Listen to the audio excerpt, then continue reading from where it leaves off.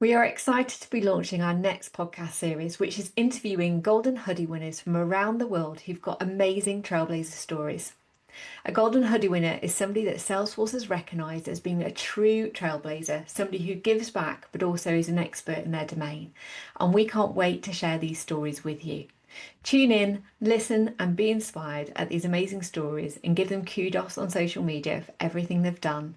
And what I would recommend is definitely tune in and follow in their footsteps. Enjoy, and we look forward to getting your feedback. If your leadership team is pushing you to deploy Agent Force yesterday, you already know the real challenge isn't the AI itself, it's the environment you're building it on. To orchestrate autonomous workflows, you need to feed your agents deep, flawless context about your metadata and business processes. That's why Hubble created the intelligence layer. We give you total operational clarity, telling you exactly how to clean up and structure your org so your AI actually works. Stop guessing. Build Agent Force with absolute confidence at hubble.com. Hi everyone, welcome to this week's episode of Mums on Cloud9 podcast. We are continuing our Golden Hoodie series, interviewing amazing Golden Hoodie winners across the globe and sharing their stories about how they've been true trailblazers in their community. Today I'm delighted to have Christina Nava with us, who is based in the USA and got her Golden Hoodie just last year at Dreamforce for being a Service Cloud Blazer. So, Christina, tell us more about what that means in practice, and congratulations on getting your Golden Hoodie. It looks very shiny, I have to say. Thank you. It's still shiny to me too. It's still very kind of in shock that they honored me this way. So it was definitely a shock. I was at the service keynote helping present some of the new AI stuff with setup for Service Cloud, and they, awarded it to me. And again, it was just a little bit of a shock. But I've been part of the Serviceblazer community since the very beginning, and I was trying to rack my brain. I think that was 2019. It's gone through a couple of different names since then. So the award was basically for being such a big part of that community. And then also I am an admin. So it was kind of like the combination of the two they just honored me for doing that. That's amazing. So when you say being part of that community, what does that look and feel like every day in order for them to go, Christina is the one getting the hoodie? So I'm active on the Slack channel. Whenever we have a meeting, I'm there, helping people, communicating, talking. The Serviceblazer community is a kind of a smaller subset, obviously, of the Salesforce Ohana. So those of us who have been in it for a long time and we're pretty close. And it feels like having friends that I can go to whenever I have any questions, any issues. I don't have to deal with things on my own. It's because I used to be a solo admin, and a lot of times when you're a solo admin, you get very lost. So that was a really strong community I could go to. But it's definitely just being part of it. I'm there, I'm active, I'm interacting with everybody. And so that's what it means for me. Oh, that's amazing.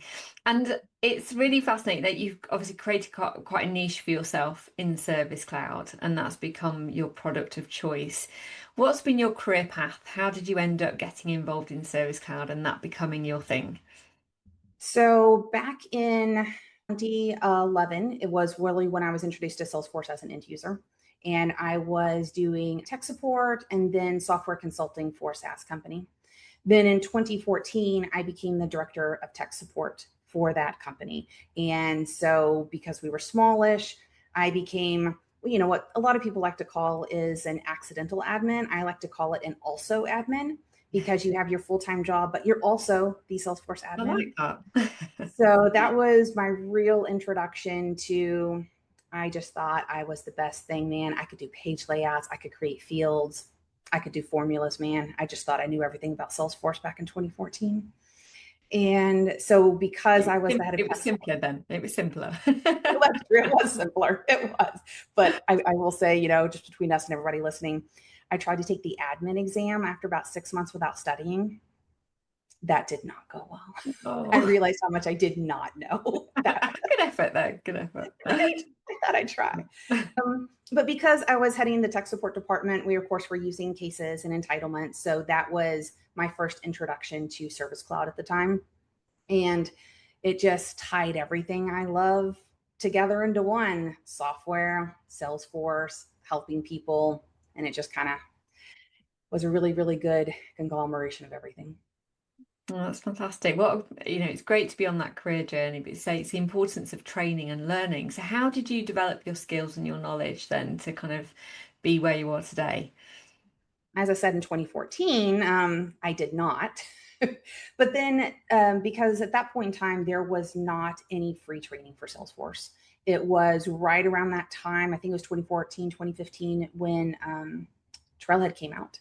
So finally, there was real training for people. There was free training. So I just dove in. I still actually have my original sandbox that I created in 2014. Expired. Oh, No, great. I make sure I log in. That's where I actually do the Oh, majority of my trails. Of yeah. course, if it tells you to create a new one, I create a new one. But that sucker's still chugging along, man. So I can kind of look at that date and I'm like, yeah, that's when I started. That's when I started that learning journey. But a lot of it obviously has been Trailhead and then just playing, doing it yourself. I was a Salesforce consultant for a boutique consulting firm. And I don't know if you've ever been consulting, but you just kind of get thrown into things and have to learn it.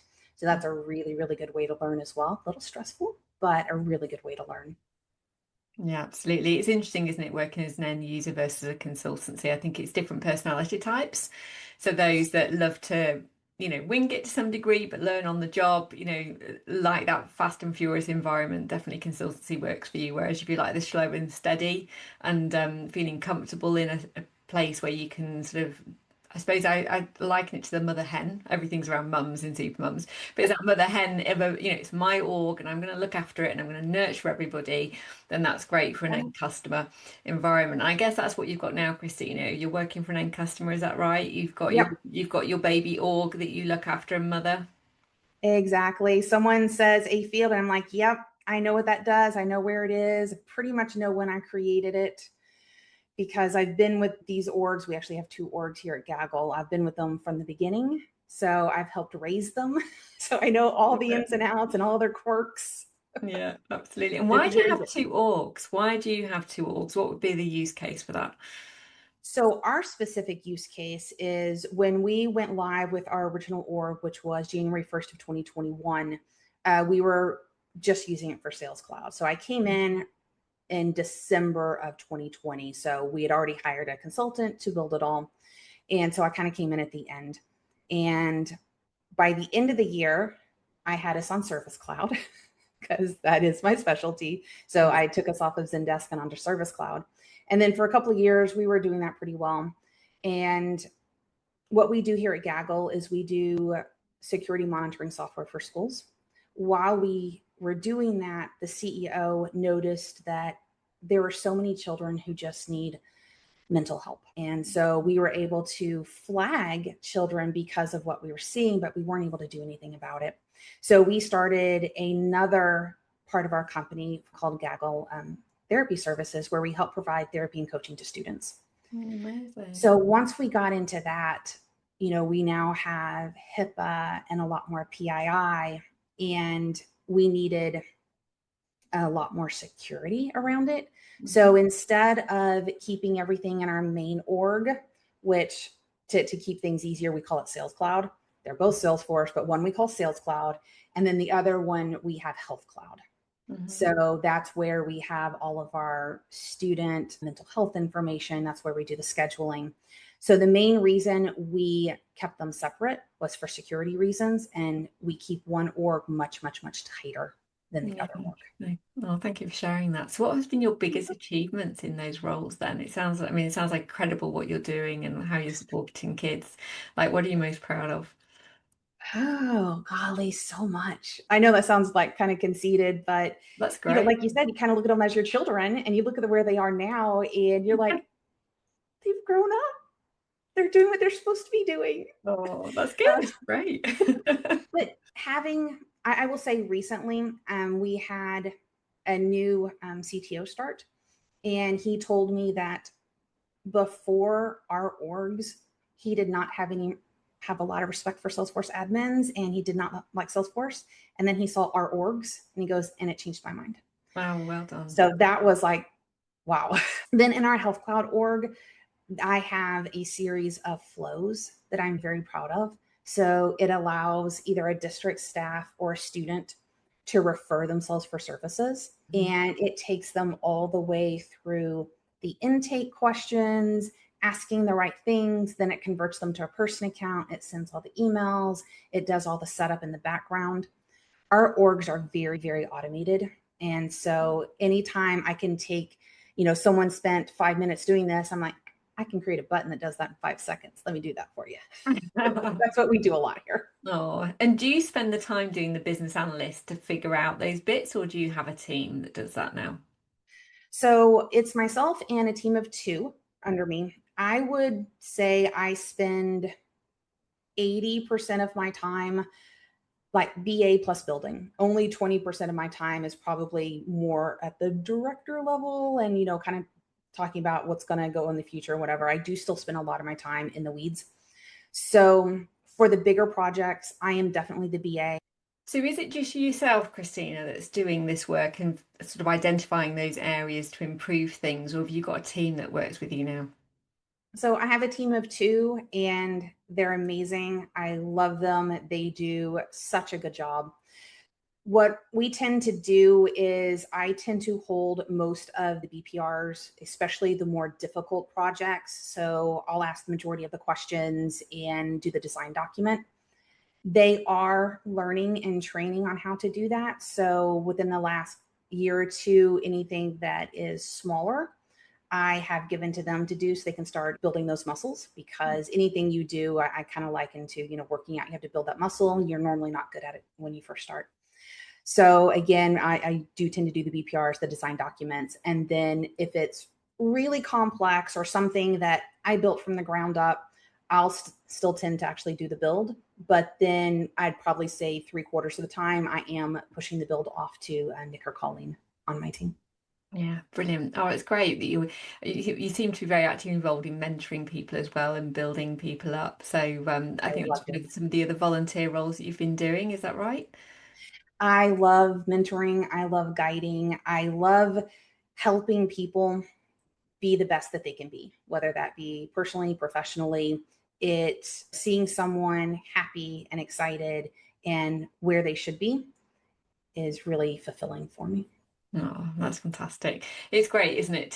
So I think it's something that's really prevalent in the Salesforce Ohana is Mhm. how much people support people. So going back to that point about you being in the Slack channel and supporting each other, I think it is all about giving back, bringing the next generation up. And we've certainly seen at Supermums, we have incredible people who are mentors for our trailblazers coming through, and then they become long-term friends over many years, and you see them grow up as well. So you're Exactly. not just your system that's a kid, it's your trainees, it's your learners, your team. Yep. And when I started in 2014 with that, my also admin, I used to be very shy. Luckily, I'm not anymore. And it was hard for me to kind of put myself out there. But I immediately got involved with Girly Geeks, which is what the women in tech used to be called. Oh, right. And I found my group. I found women who could support me and mentor me and hold me up and hold me accountable. And that's what really helped me grow in the Salesforce ecosystem. And now I'm actually co-leader of the Houston Women in Tech group. That's fantastic. Well done. Thank you. It's nice. I mean, it's great to see all like those opportunities, obviously, to take a leadership role because I'm quite an introvert as well. I'm quite shy. And so I actually already always do better when I'm in a leadership type role. Because then it's not about you actively going and not knowing anybody when you take a leadership role. You have a reason to talk to people and for people to talk to Yeah, you, and it makes it a lot easier actually from that point of view. So, it's amazing you get involved in those communities, but I'd highly recommend a sort of role like that for anybody that's a little bit shy or, wanting, but likes to give back and wants to support. Makes absolute sense. So moving absolutely. on to the next topic around AI, how are you feeling about AI? Is it something you're using in your projects and your systems at the moment? What's your view on it all? I have opposing views all within myself at one time. So Okay. I do use ChatGPT and Claude. I use it for personal reasons and professional reasons. Like, hey, ChatGPT, it's July in Houston. What should I plant in my garden? here's a photo of my plants, what's killing them, to I want to plan a trip, help me plan a trip. So I definitely use it for personal reasons. And then professional, definitely using it as well. Help me rewrite this email. I've had it analyze Slack messages and emails for tone. It's like, is this meaning what I think it means? Or how could I have said that better? So helping me grow and get better. Yeah. And then actual Salesforce work, I've had it not doing this a ton yet, kind of getting into it, record a meeting with the transcript, give it the transcripts, like, all right, help me build my design document. And so save me some time with that. Or after it did that, or I'll give it my design documents, like help me write my user testing. And so it has helped me save time like that. Yeah, I it's love it. obviously not perfect. Help me write a test class for my my trigger. So I don't like it necessarily to help me write Apex classes and triggers because it can do a lot wrong. But test classes, it's usually because you're giving it. So I'm a little more comfortable with that. As for Agentforce, it's changing so fast. I think it has such potential. And for the larger teams and the bigger companies that can really devote the time to it right now, I think it's great. But for a smaller team like us, I don't have time personally to go spend 40 hours just learning Agentforce. And my concern is because it is changing so fast that anything I build right now is going to be obsolete in 3-6 months. So do I want to spend that time learning it and not building other stuff that can be immediate ROI for my users? Do I want to spend that time building it right now on something that's going to change in 3-6 months? Now, I have started to see it stabilize, for lack of a better word, in the last month or so. So I think my fear or my concerns are probably going to be less by the end of the year. But like Agentforce Coworker, it was just like that to set it up, an immediate working. And I'm like, all right, I'm actually going to be setting it up for my org probably next week. So that right there, that's what I'm saying is that's what I expected Agentforce to be a year ago. But it's finally there. Oh, it's not met your expectations yet. Not yet, but it's getting there. It really is. Well, that's it. There's always going to be the early emergers, right? That are early adopters that take on board and try it. But you're right, all of these products go through that iterative stage and the bugs. And I think for the smaller orgs, you're right. They need to take it on when it's more mature and all of that learning stage has been worked through because you can't carry that cost. And that's certainly the feedback I'm hearing from organizations that are they want to be the trailblazers, right? There's those orgs that want to sign up, that want to be the pilots, that want the herald at the trailblazer events. So it makes sense. And have you thought about any other AI agents that isn't Agentforce, or would Agentforce be the only one that you would consider? With our Salesforce org, we are really just considering Agentforce because we already have the licensing for it. So we are a smaller company and we don't want to pay for something else when we already have the licensing for Agentforce. Yeah, that makes sense. Absolutely. Stay with the glue. And it probably, because of the nature of the type of work you do, it creates that it's all within the security of it as well, and the governance. So it does make sense. Yeah, we have to be very careful with security here. Yeah, great. No, I love all those different reflections of AI, and it's really interesting some of the use cases you're using, the meeting transcripts for using AI to summarize that as a BA. Like, I think that's one of the areas that we've been very much encouraging our audience to think about and use. So thank you for bringing that to the table. And as you say, we'll keep watching and listening with the agents, and we've been going through that process of learning about all the prep work you need to do for building agents, and that in itself is quite a lot of work, so it's even just starting on that journey, isn't it? Yeah. I mean, even with my orgs, which are pretty clean, to be honest, we spend a lot of time cleaning up duplicates and making sure things are clean in that manner. But even then, there's still more prep work than you would think.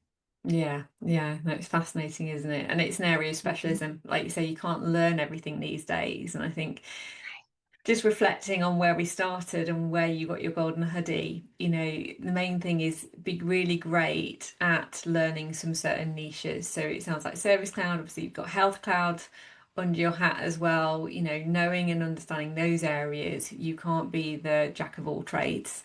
What you can be do is brilliant at others. So for those listening, and it sounds like you've really embedded yourself into different community groups to give you that community and that confidence around you, where would you say they should look to source that sense of community? The Slack group you mentioned, is that a public Slack group, Christina, that other people can join? Absolutely. So I'm part of actually two, actually more than that, but two main Slack groups. There's the Serviceblazer community Slack group, and then there is the Ohana Slack. So Ohana Slack is basically anyone in the Salesforce ecosystem, thousands upon thousands of people in there. It's a great, great resource. Serviceblazer is if you want to be part of the Serviceblazer community. And I'm sorry, I don't have the URL off the top of my head, but it's also on LinkedIn. And so you can reach out to the Serviceblazer community on LinkedIn and get an invite to it. So that's obviously a much smaller community, but they're both equally great and I use them for different things. Great. No, they're great tips. Thank you so much for sharing those. It's not a resource actually we've shared out before. So we'll be adding those to our list for our community as well. Excellent. Oh, well, thank you so much for joining us today, Christina, and sharing your journey. And congratulations on bringing up two well-grown children that your CEO is very proud of. You've got a stellar CV and definitely your trailblazer story. So it's been a pleasure chatting to you today and sharing that with our audience. Thank you very much for inviting me. Well, thanks everyone for listening, and we'll see you on the next podcast show with another story to unfold. So see you all soon.